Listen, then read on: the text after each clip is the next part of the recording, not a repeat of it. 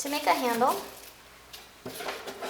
what I have here is basically just an oversized mug handle. I've got 2 pieces of wedged clay, and this time it's just about twice as wide as my palm. It's about 1 inch across. I'm going to do just a little bit of pre-shaping.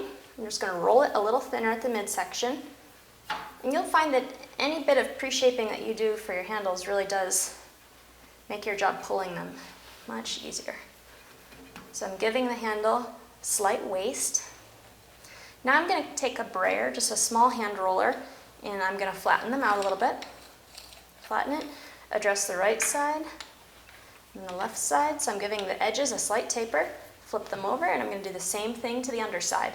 Flatten it, right side, left side. And I can choose to pull the handle directly off the teapot, or if you're more comfortable, we can pull it separately. I'm going to pull these separately. And again, this is just like pulling a mug handle. So I'm going to wet the handle on all sides. And what I'm going to be doing here is just flattening the handle between my thumb and my forefinger, and then addressing the right side, so I'm making a V, and then the left side. So I'm moving around the handle. And especially if you're going to do an overhead handle, pulling it ahead of time, letting it stiffen up 15 or 20 minutes is really to your advantage. And again, it tapers in the midsection, flares at the points of attachment, so we're thinking about the anatomy of the handle. And I'm just going to go ahead and right now and pull an extra one.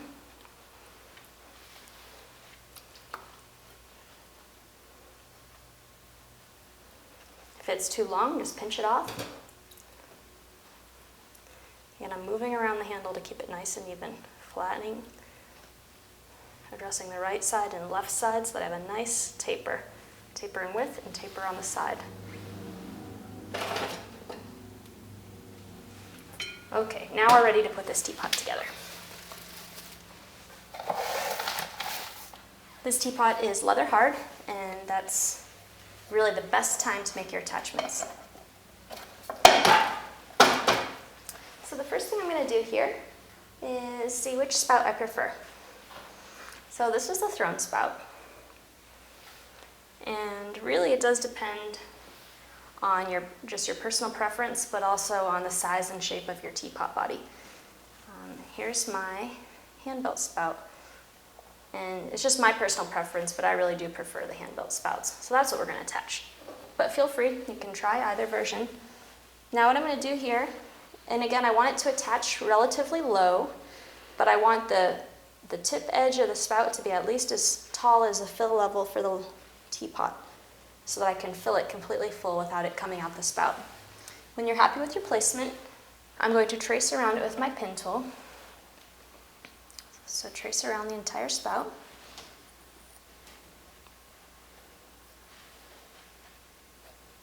Okay, now what you'll see here is that I'm drawing another line, a 1/4 inch on the inside of my original line. So 1/4 inch on the inside. Now, you have a decision to make. Do you ever use loose leaf tea, or do you have any intention of it? Or do you use tea bags or tea balls? So now you have the option is I can cut out this entire area inside the second line, or I can drill a series of holes. And we have hole cutters, and if the hole cutters aren't in a size to your liking, we also have drill bits. So I'm just going to use a drill bit. And I'm going to cut out a series of holes. Avoid choosing a drill bit that's too small, because remember that the teapot is going to shrink and you're applying glaze. So if your holes are too small, you have a really good chance of them just completely becoming filled with glaze, which you don't want. Okay, so I have my series of holes cut. I'm going to soften the edges. Now what I'm going to do is slip and score between my 2 lines, between the outer line for the spout and the inner line.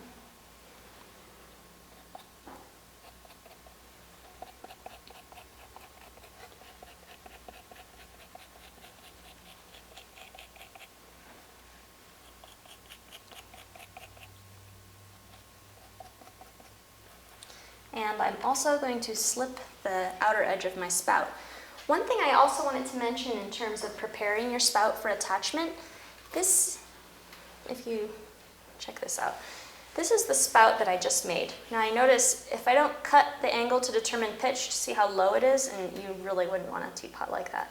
Generally what happens when you're preparing your spout for attachment is to give it an upward pitch, you cut off a wedge out of the top side of the spout. And the more you cut it out,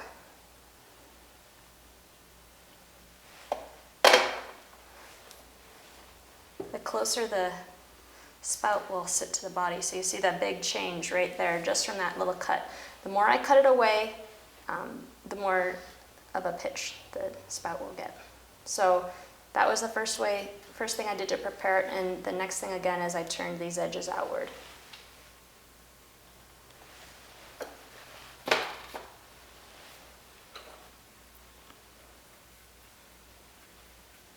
So I'm slipping and scoring this outer edge of my spout.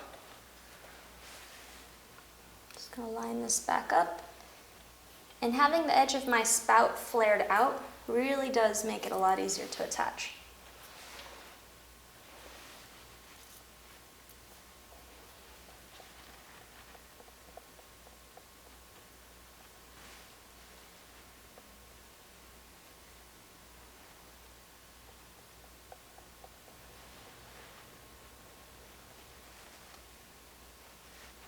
Just working in this edge.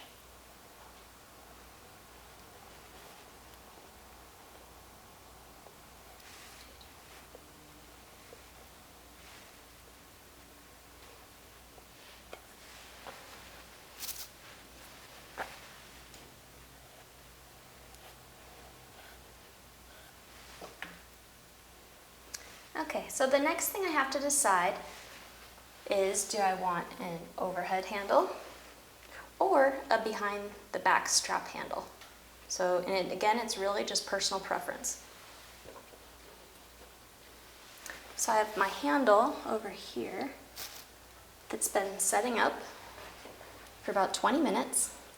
And when you're determining your handle placement, always think about kind of, is it balancing your spout in terms of its spring, its visual line that it's creating away from the teapot body. Okay, when you're happy with the position. And one other thing to note here is how I've prepared this handle. Say for instance I'm preparing to attach this handle. The angle that you cut the handle at is always determined by the profile of your teapot body and the spring of your handle.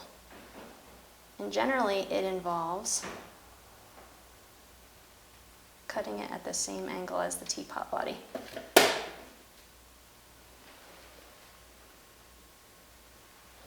So see, I've cut it just at a straight vertical.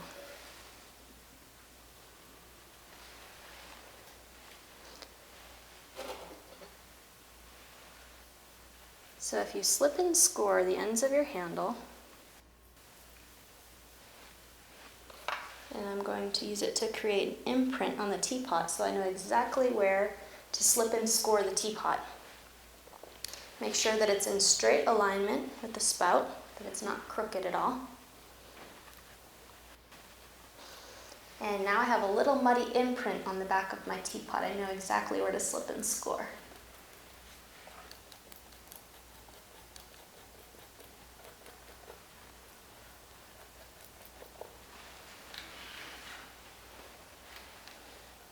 Now ready to attach the handle.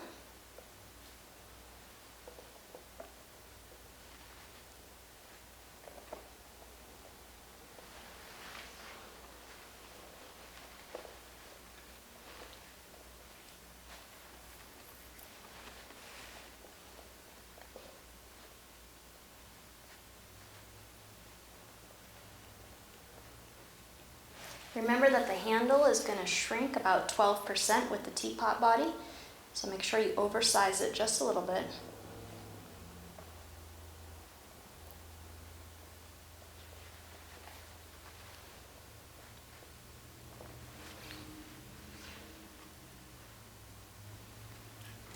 Now the last thing to think about with my teapot is I need to poke a small hole in the lid, and this can just be done with my pin tool. And this is especially important if you have a really tight fitting lid. What this does is it allows the air to enter the teapot as the tea leaves. And if you actually had a lid that fit really well and you didn't have an entry point for the air, it would not pour. Now, with all of these attachments, make sure that your teapot dries slowly under plastic so that you don't have any cracking problems.